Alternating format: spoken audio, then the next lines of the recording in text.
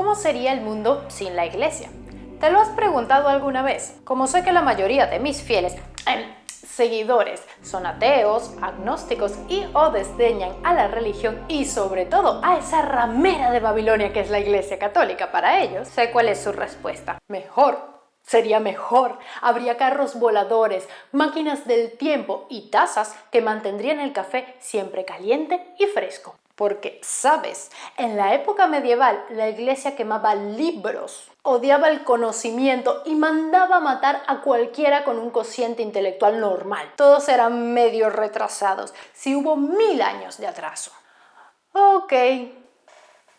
Es verdad que la iglesia, y en concreto la católica, ha metido la pata unas cuantas veces a lo largo de la historia. Sí, la Inquisición quemaba libros, y bueno, a veces gente como a Giordano Bruno. A Galileo lo humillaron, que sí, que hicieron cosas feas, pero hoy, en un evento jamás visto en este canal, dedicaremos un capítulo completo para hablar de las buenas obras que nos ha dado la Iglesia. Cosas que incluso nosotros, los sucios impíos, debemos agradecer porque forman parte de nuestra cotidianidad y de la civilización así en mayúsculas.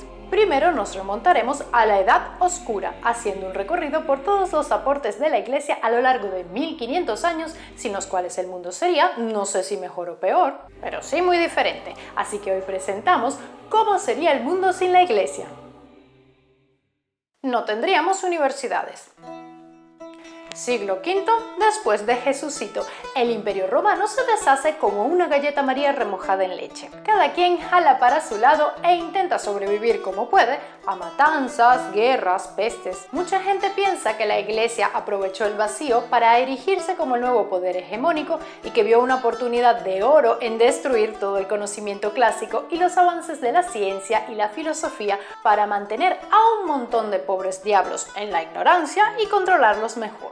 El problema con esto es que si alguien se preocupó por mantener vivo el conocimiento clásico, esa fue la Iglesia. Los monjes, encerrados en sus monasterios mientras el mundo se iba por el despeñadero, fueron custodios de muchos textos clásicos de filósofos y poetas. Los escasos manuscritos que llegaban a sus manos, los que sobrevivían al desmadre, no los usaban para prender la chimenea en invierno, los guardaban con celo. En cambio, los bizantinos y luego los musulmanes tenían acceso a bibliotecas más completas. Más adelante, gracias al comercio y, cómo no, las guerras, hubo intercambios que permitieron rescatar autores clásicos que en Europa estaban siendo olvidados. Pero volvamos al oscurantismo. En esa época, los únicos que sabían leer, escribir y hablar varios idiomas eran los monjes. El resto de la gente no encontraba mucha utilidad en la lectura, sobre todo cuando veían venir a una hueste de bárbaros a quemarles su choza y violar a sus mujeres. El cristianismo en realidad era el precario pegamento que mantenía amalgamada la maltrecha civilización en Europa.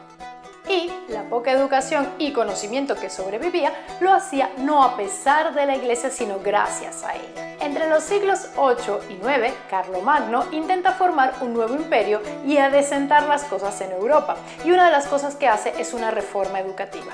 Solo que a diferencia de las patéticas reformas que nuestros políticos prometen hoy en día, Carlomagno, que era un señor en toda regla, hace las cosas bien. Pone a cargo del asunto a un monje, Alcuino de York, quien trata de revivir el saber clásico a partir de las 7 artes liberales. En las nuevas escuelas que se crean y en las que se reforman, se enseña gramática, retórica, lógica, aritmética, geometría, música y astronomía. La reforma perduró y algunas de las escuelas fueron ganando importancia y se convirtieron en estudios generales. Ya en el siglo XII y XIII pasan a ser universidades. Las primeras estuvieron en Italia, España, Inglaterra y Francia y fueron Bolonia, Salamanca, Cambridge y la Sorbona.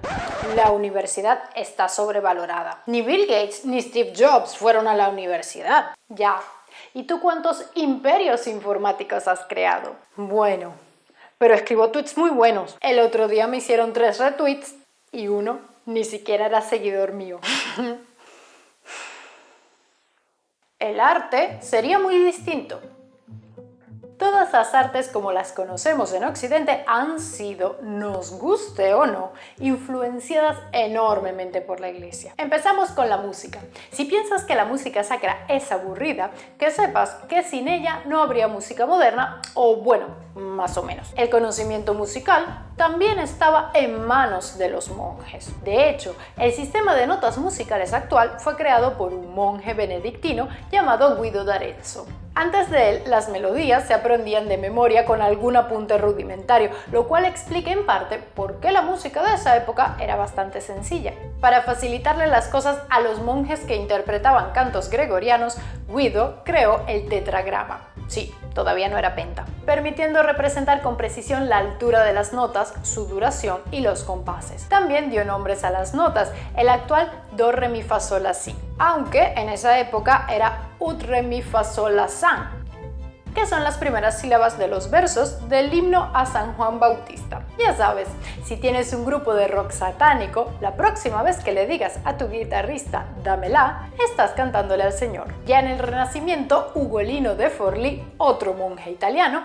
añadiría la quinta línea al sistema de notación. Pero el aporte de la Iglesia durante esta época no se redujo a dibujitos de círculos y líneas. También surge la polifonía, que enriquece bastante las piezas musicales. En gran parte de la Edad Media se usaba solo la monofonía, que es la que podemos escuchar en los cantos gregorianos, o sea, todos cantando la misma melodía. En cuanto a la pintura, que sí, que en la época medieval pintaban como niños de 7 años y la mayoría eran escenas religiosas. Todo se hacía para adorar a Dios y así obtener su gracia. Aunque pinturas tan feas explicarían el porqué de la peste negra y tantas cosas chungas. A Dios no le hacía gracia. Después de la Edad Media vino el Renacimiento, un periodo de gran crecimiento artístico para la pintura, y la Iglesia tuvo bastante que ver en ello.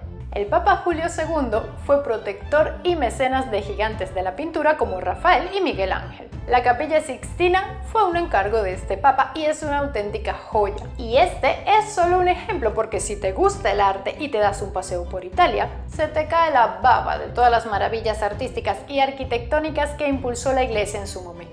Y en realidad no solo en Italia, sino en toda Europa. Y es que no hace falta ser creyente para maravillarse con algunas de las obras artísticas o arquitectónicas llevadas adelante por la Iglesia a lo largo de los siglos. Solo hace falta tener un poco de sensibilidad.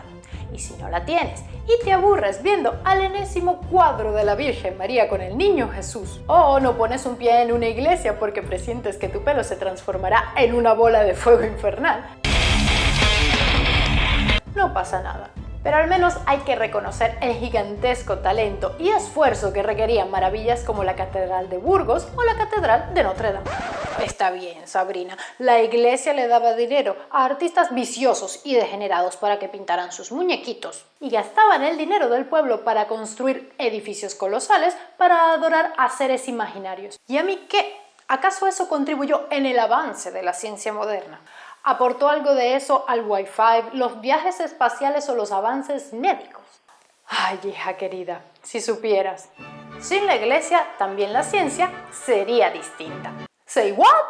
En el siglo XIII, un señor llamado Alberto Magno, ¿cómo gustaba ese nombre pomposo en aquella época?, defendía la coexistencia pacífica de la ciencia y la religión. ¿Quién era este? Nada más y nada menos que el maestro de Santo Tomás de Aquino. Algo así como el Qui-Gon Jinn de Obi-Wan Kenobi, para que me entiendas. ¿Qué te quiero decir con esto? Que la Iglesia no persiguió el conocimiento científico, o al menos no lo hizo de forma premeditada y sistemática. De hecho, algunos de los mayores avances de la ciencia, como el sistema heliocéntrico de Copérnico, vienen de la Iglesia. Copérnico era cura, lo cual es irónico, porque uno de los descubrimientos científicos más importantes de la historia y que haría tambalear la influencia de la Iglesia en el mundo, vino de la propia Iglesia. Y a Copérnico ni lo mataron ni lo enjuiciaron, lo dejaron tranquilito. Murió de viejo a los 70 años. Pero antes de Copérnico y después de él, fueron muchos los aportes a la ciencia de distintos miembros de la Iglesia. Veamos algunos. El sistema decimal y el cero fue introducido en Occidente por el Papa Silvestre II en el siglo X. A pesar de que ya los indios y los musulmanes lo usaban, fue un papa el que lo trajo a este lado del mundo. ¿Quién sabe qué clase de aberraciones matemáticas cometeríamos de no ser por él? ¿Qué pesadillas aritméticas se enseñarían en el colegio? No podría existir el código binario para programar en computación. ¿Y cuánto sería 1 menos 1 o 2 menos 2? Sería el apocalipsis.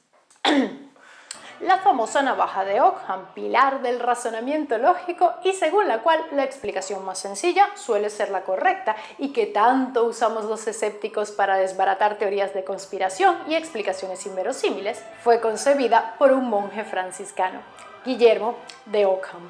Jean Buridan, que sirvió de referencia a Isaac Newton gracias a su teoría del ímpetu, en la que explicaba el movimiento de los proyectiles y objetos en caída libre. Era monje. Roger Bacon, uno de los precursores del método científico, desarrolló un ciclo repetitivo de observación, hipótesis, experimentación y la necesidad de una verificación independiente. Creía en el empirismo y que solo la observación de la realidad permite acceder a los secretos de la naturaleza. ¿Y a qué se dedicaba? Era monje. Antes de él, Robert Grosset, el primero en escribir la serie completa de pasos necesarios para realizar un experimento científico. Otro monje. El padre de la genética, Gregor Johann Mendel, también monje. Georges Lemaitre, primero en proponer la teoría de expansión del universo y en proponer la teoría del Big Bang, aunque su nombre era menos catchy. Le puso hipótesis del átomo primigenio. Él era matemático y astrónomo. ¡Ah, te engañé! ¡Y cura! Pues sí, hijos queridos, que la iglesia no es solo cruzadas, beber la sangre de Dios y permanecer virgen hasta el matrimonio. Te he contado todo esto no porque haya tenido un súbito arranque de fe y ahora defiendo a Panchito y los suyos. Tenemos muchísimos videos sobre religión en los que cuestionamos los dogmas de la iglesia y sus creencias irracionales. Pero hemos querido dos cosas. La primera, tratar de derribar ese cliché según el cual por culpa de la iglesia somos más atrasados. Y la segunda, reconocer sus aportes en el avance del conocimiento. Pero si te quedaste con ganas de críticas a cristianos, te damos estas dos listas de reproducción, una para católicos y otra para protestantes. Rápido, elige, que se te acaba el tiempo.